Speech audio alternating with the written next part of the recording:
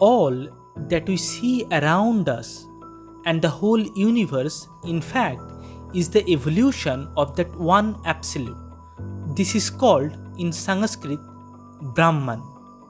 There is no God separate from you, no God higher than you, the real you. All the gods are little beings to you. All the ideas of God and Father in heaven are but your own reflection. God Himself is your image. God created man after His own image. This is wrong.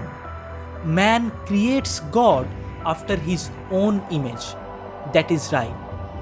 Throughout the universe, we are creating gods after our own image. We create the God and fall down at his feet and worship him. And when this dream comes, we love it. Swami Vivekanand from Raj Yoga. Swami Vivekananda का एक philosophy है, जिस philosophy के अंदर उन्होंने हमारा जो soul है और गॉड और नेचर मतलब प्रकृति, इन तीनों चीज का जो रिलेशन है इसके बारे में बात किया है और कैसे ये तीनों चीज अलग नहीं है बल्कि एक ही चीज है, इसके बारे में उन्होंने बात करने की कोशिश किया है। आज इस वीडियो के अंदर हम लोग उसी टॉपिक के बारे में डिस्कस करेंगे। ये एक बहुत ही गहरा स्पिरिचुअल टॉपिक है, तो अगर आपके पास पेशेंस नहीं है, अगर आप बहुत जल्दी से कुछ कंज्यूम करना चाहते हैं, कोई इंफॉर्मेशन चाहिए आपको, तो ये वीडियो आपके लिए नहीं है। ये वीडियो सिर्फ उन लोगों के लिए है जो बहुत डीप जाना चाहते हैं, जो बहुत ही डीपली चीजों को समझना चाहते हैं। ओके, आज हम लोग क्या जानेंगे? सोल ये कहाँ पर रहते हैं, मतलब कितना लेयर्स के बाद कितना अंदर हमारे अंदर सोल रहते हैं, सोल का मतलब क्या है और गॉड क्या है, और सोल और गॉड का रिलेशन क्या है, और प्रकृति इस बीच में कहां पर आते हैं। ओके, जो कि स्वामी विवेकानंद का फिलोसफी है। So let's start.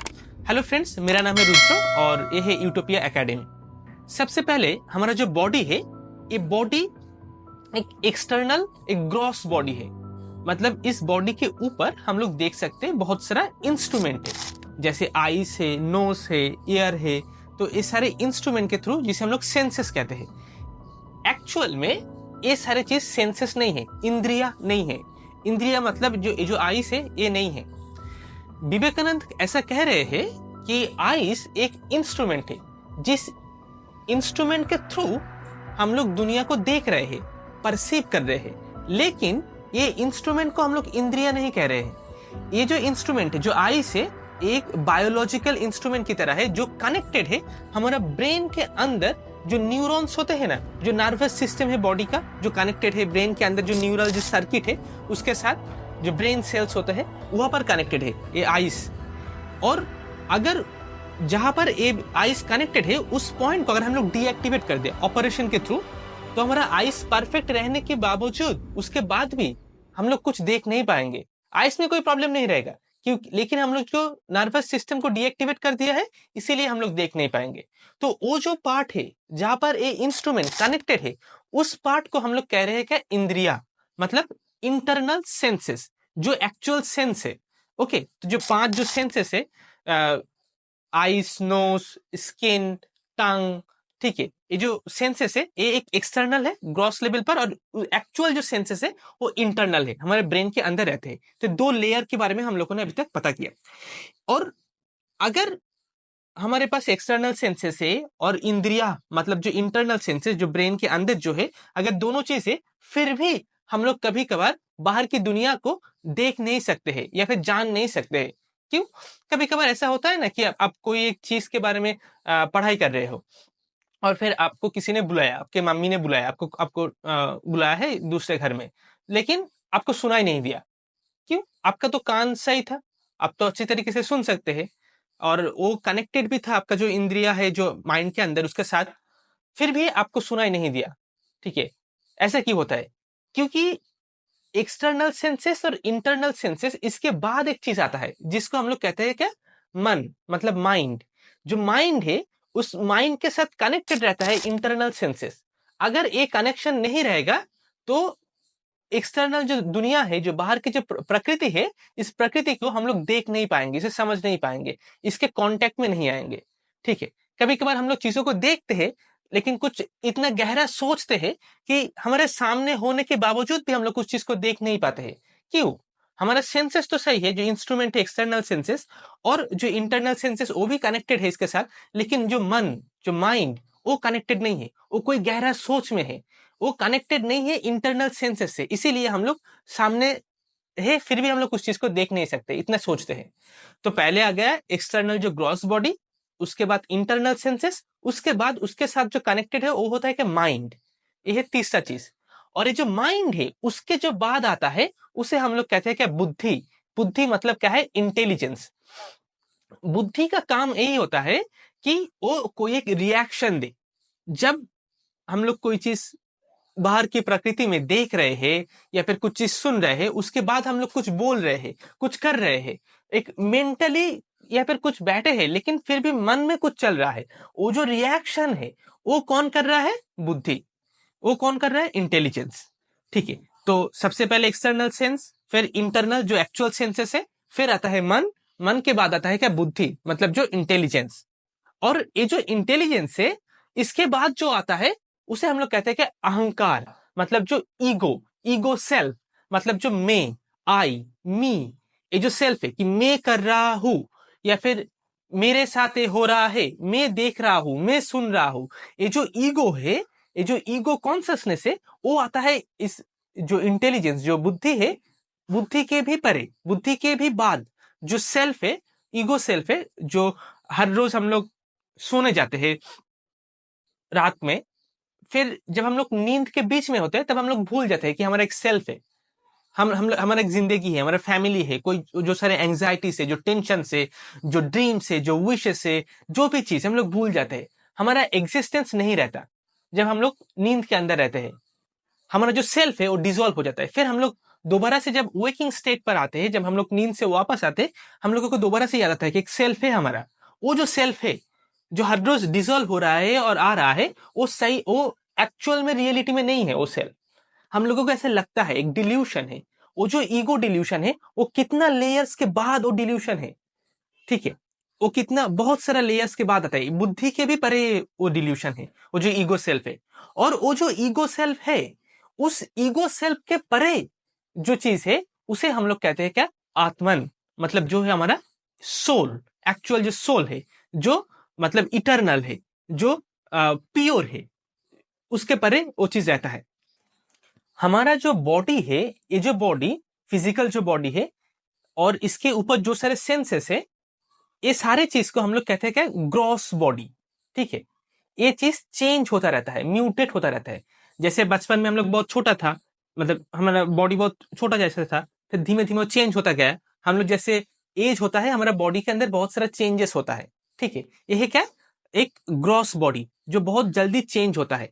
और इसके पीछे जो रहता है, वो जो एक्सटर्नल सेंसेस है, सेंसेस के पीछे मतलब जहां पे हमारा माइंड है, जहां पे हमारा इंटेलिजेंस है, और जहां पे हमारा ईगो है, ये जो तीनों चीज जहां पे है इंटरनल सेंसेस के बाद, उसे हम लोग कहते हैं क्या? सटल बॉडी, मतलब जो बहुत ही सटल है, सूक्ष्म है बहुत ही, वो एक अलग बॉडी है। और ये जो ग्रॉस बॉडी है एक अलग बॉडी है, दो बॉडी साथ में है। ठीक है, और जो ग्रॉस बॉडी है, जो हमारा ये बॉडी है, ये बॉडी कभी भी सटल बॉडी को हार्म नहीं कर सकता, उसे डैमेज नहीं कर सकता। मतलब हमारा बॉडी के अंदर कोई भी चीज हो रहा है, कोई चेंज हो रहा है, उससे हमारा जो सटल बॉडी है, मतलब जो बुद्धि है, जो इंटेलिजेंस है, जो माइंड है, वो इतना सूक्ष्म होता है, इतना सटल होता है कि उसके ऊपर कोई डैमेज नहीं हो सकता कोई भी। और वो जो बॉडी है वो बहुत देर तक रहता है, मतलब वो सालों साल तक रह सकता है। लेकिन जो हमारा सटल, जो हमारा ग्रॉस बॉडी है, मतलब ये जो फिजिकल जो बॉडी है, ये जो ग्रॉस बॉडी है, ये बहुत दिनों तक नहीं रह सकता, 50 साल, 60 साल, 70 साल, फिर उसके बाद ये बॉडी डिस्ट्रॉय हो जाता है। ठीक है, लेकिन सटल बॉडी जो है वो बहुत सालों साल तक रह सकता है, बहुत सालों साल। ठीक है, और उस सटल बॉडी के, जो सटल बॉडी के अंदर एक चीज रहता है जिसे हम लोग कहते हैं करेंट्स, या फिर अगर संस्कृत में कहते हैं तो प्राणा। ठीक है, मतलब एक तरह की करेंट्स है, एक तरह की एनर्जी है, जो जिसके थ्रू जो इंटेलिजेंस है, वो जो रिएक्शन करता है ना, इंटेलिजेंस एक्सटर्नल वर्ल्ड में कुछ सेंसेस के थ्रू आया है, इंटरनल सेंसेस के थ्रू, फिर माइंड के साथ वो कनेक्टेड है, और फिर माइंड के साथ कनेक्टेड होने के बाद जो इंटेलिजेंस जो रिएक्ट कर रहा है, जो चीज बोल रहा है, जो वो फिजिकली कर रहा है, मेंटली जो रिस्पॉन्स कर रहा है, सोच रहा है, इमोशंस दे रहा है कोई भी चीज के ऊपर, वो जो रिएक्शन आ रहा है वो एक एनर्जी के तरह है, एक करंट्स की तरह है, जिसे हम लोग कहते हैं प्राणा। जो प्राणा है वो जो सटल बॉडी है, सटल बॉडी का जो रेगुलेशन, जैसे हमारा इस बॉडी का ग्रॉस बॉडी में अंदर ब्लड है, ब्लड के थ्रू सर्कुलेट होता है पूरा बॉडी, जो ऐसे ही सटल बॉडी के अंदर वो प्राणा रहता है, उस प्राणा की आने जाने की वजह से सटल बॉडी जिंदा रहता है। ठीक है, और उस सटल बॉडी का जो प्राणा है वो रिएक्शन की फॉर्म में इंटेलिजेंस से निकलता है, वो एनर्जी निकलता है। ओके, इसके बाद पीछे जो है हमारा अहंकार है, मतलब जो ईगो सेल्फ है, और उसके बाद है सोल। अभी हम लोग धीमे धीमे आएंगे गॉड पर। गॉड से सोल का क्या रिलेशन है, और प्रकृति के साथ हमारा जो सेंसेस है, इसका जो लेयर्स, इसका रिलेशन के बारे में अभी हम लोग बात कर रहे हैं। धीमे धीमे हम लोग और भी चीज जाने एक्चुअल में क्या होता है। जो प्रकृति है, जो बाहर की जो दुनिया है, जो हम लोग देखते हैं आंखों से, ये चीज जब हमारा जो एक्सटर्नल जो इंस्ट्रूमेंट है इसके थ्रू जाता है इंटरनल सेंसेस में, जो ब्रेन के अंदर है उसके थ्रू जाता है, अगर वो माइंड के साथ कनेक्टेड है तभी जाके हम लोग देख सकते हैं उसको या फिर सुन सकते हैं प्रकृति को। उसके बाद वो चीज माइंड के साथ भी जाता है, कहां पर, इंटेलिजेंस के ऊपर। इंटेलिजेंस एक मिरर की तरह है एक्चुअल में। ठीक है, उस मिरर के ऊपर एक रिफ्लेक्शन पड़ता है, मतलब जो प्रकृति है, प्रकृति के साथ, प्रकृति कहां से जा रहा है, एक्सटर्नल इंस्ट्रूमेंट के थ्रू, मतलब जो आईज है, ईयर है, जो स्किन है, ये सारे के थ्रू जा रहा है इंटरनल सेंसेस ब्रेन के अंदर, फिर उसके थ्रू जो कनेक्टेड है माइंड से। ठीक है, और वो माइंड के थ्रू कहां पर जा रहा है, जाके रिफ्लेक्टेड हो रहा है कहां पर, एक मिरर के ऊपर, जिस मिरर को हम लोग कह रहे हैं क्या, इंटेलिजेंस या फिर बुद्धि। और वो जो बुद्धि है, वो जो इंटेलिजेंस है, जिसके ऊपर वो रिफ्लेक्ट हो रहा है, जिस प्रकृति को हम लोग देख रहे हैं, बाहर जो भी चीज देख रहे हैं ना, ट्रीज है, आसमान है, दूसरा इंसान है, बिल्डिंग्स है, ये सारी चीज क्या, उस जो बुद्धि है या फिर जो इंटेलिजेंस है उसके ऊपर रिफ्लेक्ट हो रहा है। और उस रिफ्लेक्शन को जो देख रहा है, ठीक है, उस वो क्या है, वो है सोल, जो देख रहा है। और ये जो देखने का प्रक्रिया है उसी में ईगो सेल्फ डेवलप हो रहा है। हम लोग देख रहे हैं, हम लोग बाहर में देख रहे हैं, यहां पर ईगो आ रहा है, अहंकार आ रहा है। ठीक है, और जो देख रहा है, जो ऑब्जर्वर है, वो है सोल।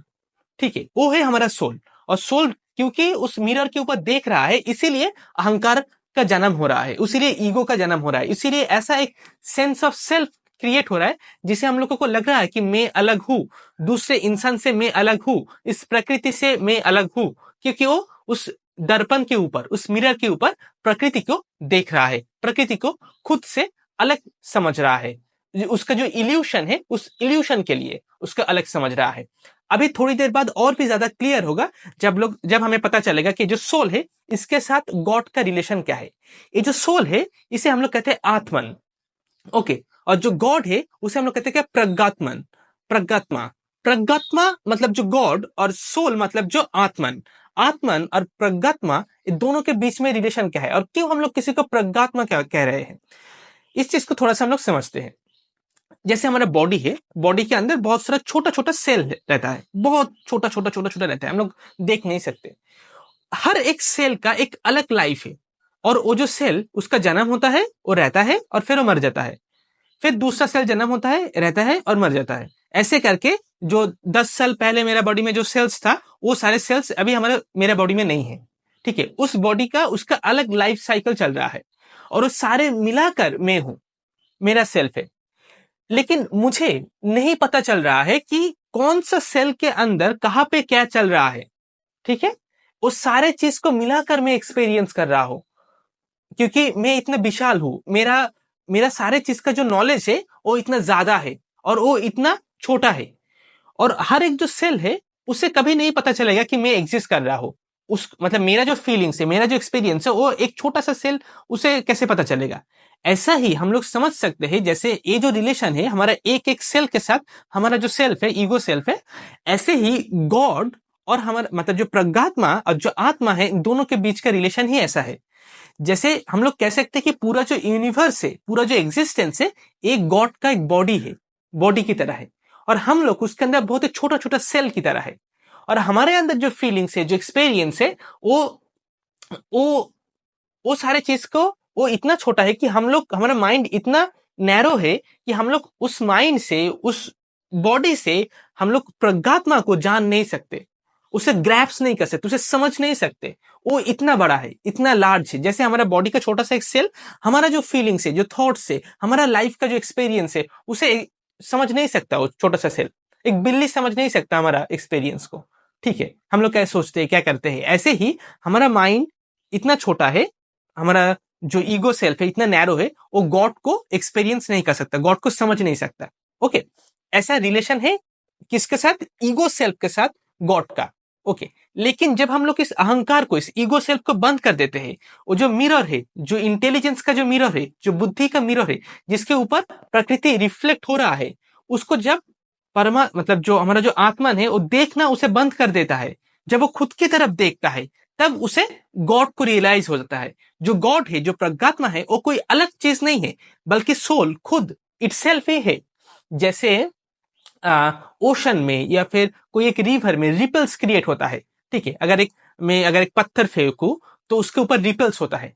ऐसे ही जो गॉड है, गॉड पूरा एग्जिस्टेंस है, और गॉड के ऊपर जो रिपल्स क्रिएट हो रहा है वो हम लोग है।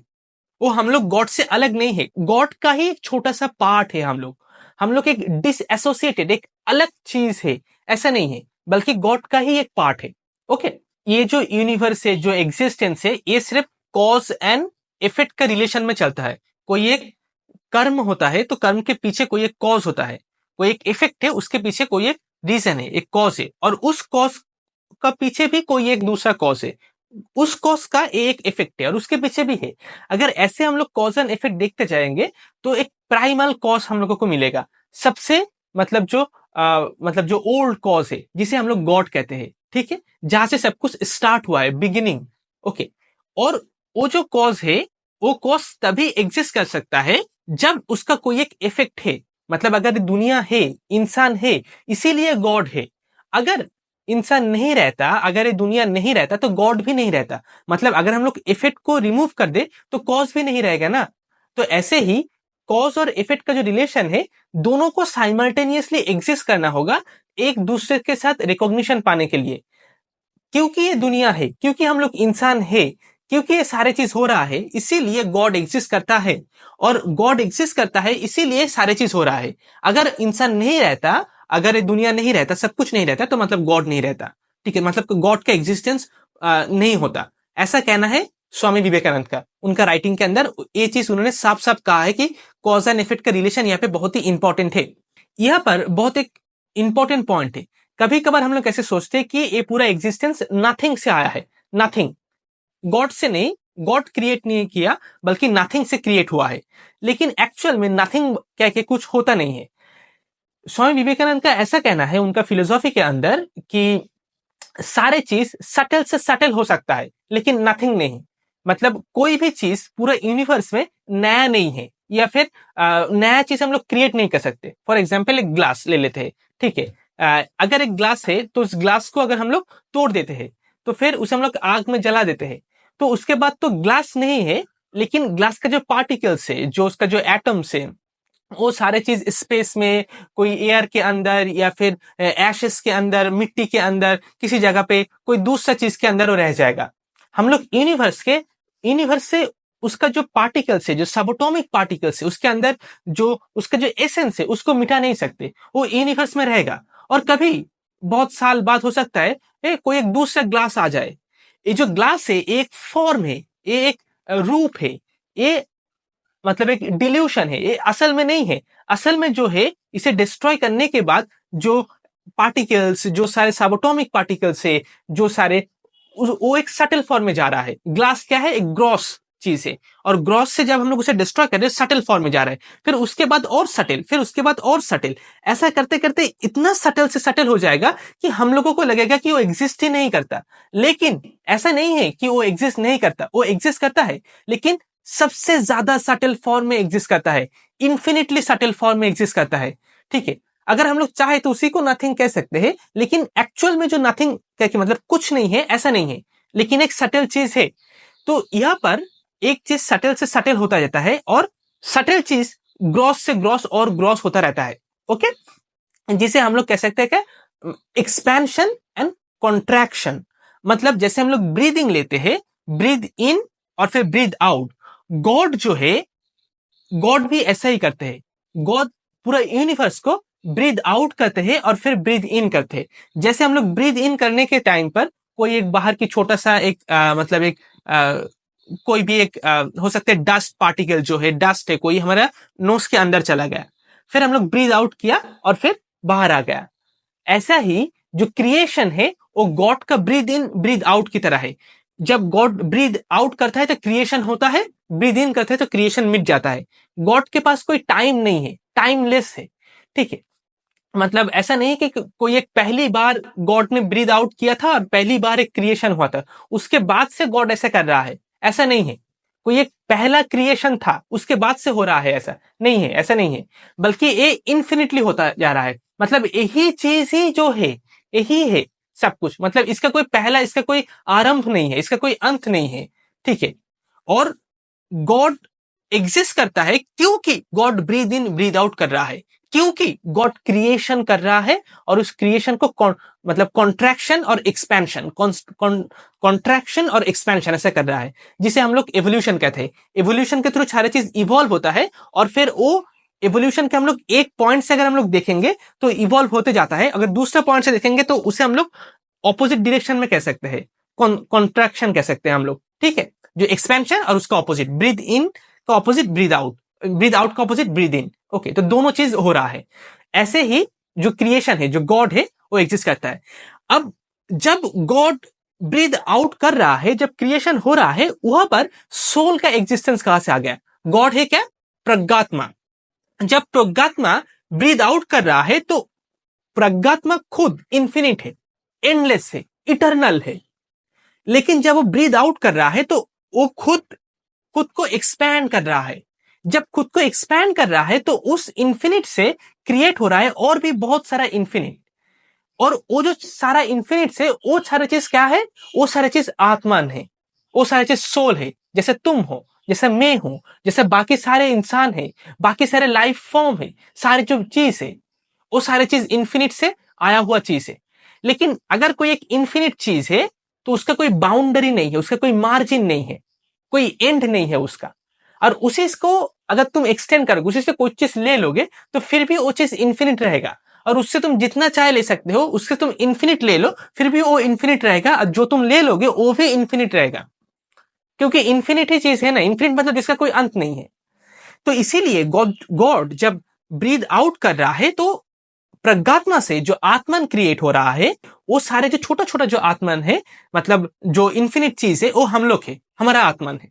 और जो प्रज्ञात्मा है वो क्या है? प्राइमरी आत्मन, जहां से जो ब्रीथ, जिसके अंदर अब दोबारा से हम लोग समेटेंगे, दोबारा से हम लोग वापस जाएंगे, ठीक है। तो इसी रिलेशन में आत्मा और प्रज्ञात्मा रहते हैं। मतलब 3 लेयर है यहाँ पे समझने का। एक है डुअलिज्म, ठीक है, मतलब जो जिसे हम लोग कहते हैं द्वैत वेदांतो, ठीक है। मतलब जो डुअलिज्म है, यहाँ पे गॉड और सोल अलग चीज है। हम लोग गॉड का पार्ट है लेकिन हम लोग गॉड नहीं है, ठीक है। ये है डुअलिज्म। हम लोग गॉड की तरह है, सिमिलर है, क्वालिटी सेम है, लेकिन गॉड नहीं है हम लोग, ठीक है। हमारा जो सोल है वो गॉड नहीं है, लेकिन गॉड से निकला हुआ चीज है या फिर गॉड का पार्ट है। इसके बाद आता है क्या? स्पेशल डुअलिज्म या फिर एडवांस डुअलिज्म, जिसे हम लोग कहते हैं क्या? विशिष्ट द्वैतांतो। विशिष्ट द्वैतांत के अंदर हम लोग क्या जानते हैं कि गॉड का और हमारा जो रिलेशन है वो क्या है? एक्सपेंशन और कॉन्ट्रैक्शन के बीच में होता है, ठीक है। हम लोग गॉड से ही क्रिएट हुए हैं और हम गॉड ही की तरह है। और उसके बाद आता है क्या? अद्वैत वेदांतो, मतलब जहां पे आता है क्या? सारे चीजें एक है, मतलब मैं ही गॉड हूं। मतलब गॉड जब एक्सपैंड हो रहा है तो गॉड खुद ही एक्सपैंड हो रहा है, सारे चीजें गॉड है, जो क्रिएशन है यही गॉड है। जो अद्वैत वेदांत है, यहाँ पर हम लोग ऐसा नहीं कहते कि जो गॉड है और जो सोल है वो सिमिलर है, सेम टाइप का है, क्वालिटी सारे सेम है, ऐसा नहीं कहते। बल्कि हम लोग यही कहते कि दोनों एक ही चीज है, दोनों सेम है, अलग नहीं है, सिमिलर है ऐसा नहीं, बल्कि वन है। मतलब जो गॉड है वही हम लोग है, एक डिल्यूशन के अंदर है। गॉड खुद को जब एक्सपैंड किया तो गॉड खुद बन गया ह्यूमन बींग्स। तो हम लोग अलग नहीं है गॉड का, और गॉड का सिमिलर नहीं है, बल्कि हम लोग ही गॉड है। और वो कहां पर है? जो आत्मन है, उस आत्मन जब प्रज्ञात्मा के जो जो साथ उसका जो रिलेशन है उसको जब वो समझ लेंगे तो उसे समझ में आ जाएगा कि वही गॉड है। मतलब जो ओशन है उसके ऊपर जो रिपल्स उठते हैं, तो वो जो उस सारे रिपल्स है फॉर्म से, तो गॉड जब खुद को एक्सपैंड करता है ब्रीथ आउट के थ्रू, तो वो फॉर्म्स लेता है, गॉड खुद वो फॉर्म्स लेता है। जो ओशन, वो ओशन खुद ही फॉर्म्स ले रहा है रिपल का, वो रिपल ओशन से अलग नहीं है। मतलब ओशन एग्जिस्ट कर सकता है without the form of the ripple.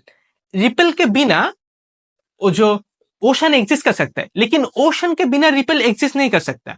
मतलब जो डिल्यूशन से गॉड का जो एक्सपेंशन है वो एग्जिस्ट नहीं कर सकता गॉड के बिना, क्योंकि इसके अंदर गॉड है, गॉड ही इसका एसेंस है, गॉड ही वो रिपल्स है, गॉड ही वो एक्सपेंशन है, वो क्रिएशन है, गॉड ही वो ह्यूमन बीइंग है, वो ट्रीज है, गॉड ही वो जो बर्ड से या फिर जो एलिफेंट से, टाइगर से, जो फॉरेस्ट से, वो सारे चीज गॉड ही है। जब वो रिपल्स दोबारा से कॉन्ट्रैक्शन के थ्रू ओशन के अंदर चला जाता है, गॉड के अंदर चला जाता है, तब गॉड खुद को दोबारा से डिस्कवर करता है। ये जो प्रोसेस है इसका कोई आरंभ नहीं है, इसका कोई अंत नहीं है। क्योंकि हम लोग अगर टाइम के पीछे जाएंगे, अगर हम लोग ऐसा एक पार्ट की सोचने की मतलब कोशिश करें कि कोई एक पॉइंट से टाइम स्टार्ट हुआ है, लेट्स से एक पॉइंट था जहां से टाइम स्टार्ट हुआ है, इसका मतलब क्या, इसके आगे कुछ था, मतलब क्या, दोबारा से उसके आगे टाइम को हम लोग ले रहे हैं। अगर हम लोग इस पॉइंट को समझेंगे तो उसके आगे कोई ना कुछ था टाइम के आगे, तो टाइम का कोई स्टार्ट नहीं है। ठीक है, ऐसा ही स्पेस, अगर हम लोग सोचेंगे किसी जगह पे स्पेस है, तो उसका जो मार्जिन है, जो बाउंड्री है, अगर हम लोग सोच रहे हैं, मतलब क्या, वो बाउंड्री हम लोग सोच नहीं सकते, क्योंकि उसके बाहर कोई ना कोई चीज है, तो स्पेस का भी कोई अंत नहीं है। ऐसा ही हम लोग सोचते हैं जब गॉड क्रिएशन किया तो तीन चीज का क्रिएशन होता है। एक होता है क्या, टाइम, स्पेस और कॉजालिटी, मतलब जो कॉज एंड इफेक्ट। ठीक है, तो गॉड के अंदर से टाइम, स्पेस और कॉजालिटी तीनों चीज निकल कर आया है। क्रिएशन ही टाइम, स्पेस और कॉजालिटी है। ठीक है, मतलब और ये सारे चीज ही गॉड है। गॉड गॉड अलग अलग फॉर्म में खुद को एक्सपेंड कर रहा है और खुद को मतलब खुद के अंदर समेट रहा है। ठीक है, तो इसीलिए जो एग्जिस्टेंस है वही गॉड है। इसीलिए जो अद्वैत वेदांत है उसके अकॉर्डिंगली सारी चीज ही गॉड है। हम लोग सबके अंदर गॉड को देख सकते हैं, खुद के अंदर, दूसरे के अंदर, दूसरे सारे जो फ्रेंड्स है, जो सारे ट्रीज, ह्यूमन बींग्स है, सारे चीज के अंदर हम लोग गॉड को देख सकते हैं, गॉड को समझ सकते हैं। और उसके लिए हम लोगों को एक्सटर्नल सेंसेस, जो बॉडी, ग्रॉस बॉडी है, उसके बाद जो इंटरनल सेंसेस, ब्रेन्स, उसके अंदर जाना होगा। उसके बाद वो कनेक्टेड रहते हैं माइंड से, माइंड को भी हम लोगों को उसके परे जाना होगा, जो बुद्धि है, जो इंटेलिजेंस है। और उसके परे हम लोगों को उसके ऊपर जो रिफ्लेक्शन दिख रहा है, कौन देख रहा है, सोल देख रहा है। जो सोल है वो दिख रहा है उस रिफ्लेक्शन को, इसीलिए वो ईगो के अंदर आ रहा है, वो डिल्यूशन, सेल्फ क्रिएट हो रहा है उस देखने के दौरान, उस इंटेलिजेंस, उस बुद्धि के ऊपर। अगर उस सोल वहां से जो अपना दृष्टि है उसको हटा लेता है, अगर कुछ देखता नहीं है बुद्धि के ऊपर, तब वो सोल फ्री होता है, तब वो खुद को समझ सकते हैं, खुद को जान सकते हैं कि वही गॉड है, वो खुद ही गॉड है, खुद ही क्रिएशन का पार्ट नहीं है, बल्कि वो खुद ही क्रिएशन है, वो खुद ने ही क्रिएट किया है सारा चीज को। ठीक है, तो ये है अद्वैत वेदांत, स्वामी विवेकानंद का जो फिलोसॉफी के अंदर गॉड, सोल और जो प्रकृति, तीनों के बीच का जो रिलेशन है, प्रकृति ही गॉड का एक्सपेंशन है, गॉड ही प्रकृति है और सोल ही गॉड है। सारी चीज एक ही है, एक ही चीज का अलग अलग फॉर्म से। जैसे हम लोग इसी चीज को अगर तोड़ देंगे तो कोई दूसरे बार हम लोग इस चीज को क्रिएट कर पाएंगे, और इस चीज को हम लोग यूनिवर्स से मिटा नहीं सकते, इरेज नहीं कर सकते, कोई नया चीज इसमें ऐड नहीं कर सकते। इसका जो पार्टिकल्स है, इसका जो एसेंस है, वो हमेशा रहता है। ठीक है, ऐसे ही जब एक्सपेंशन हो जाए, गॉड ने जब कॉन्ट्रैक्शन कर लेंगे सारा एग्जिस्टेंस को, क्रिएशन को, तो दोबारा से ही वही चीज क्रिएशन क्रिएट होगा, दोबारा वो खुद के अंदर ब्रीद इन करेगा, दोबारा ब्रीद आउट करेगा, वो ऐसा होता ही रहेगा। इसका कोई बिगिनिंग या फिर अंत नहीं है। ये टोटल चीज, क्रिएशन, एक्सपेंशन, कॉन्ट्रैक्शन और एक्सपेंशन मिलाकर, breathe in, breathe out, God और सोल, प्रकृति मिलाकर जो चीज है, जो पिक्चर है, यही चीज अनंत काल से ऐसा ही है, ऐसा ही चल रहा है, यही चीज है एग्जिस्टेंस। अगर आपने अभी तक इस वीडियो को देख रहे हैं तो आपको बहुत अच्छा लगा वीडियो, इसीलिए आप इतना देर तक देख रहे हैं, तो चैनल को जरूर सब्सक्राइब कीजिएगा। और आज के लिए इतने, नेक्स्ट वीडियो पर आप लोगों से दोबारा मुलाकात होगी। Thank you so much for watching this video. Bye.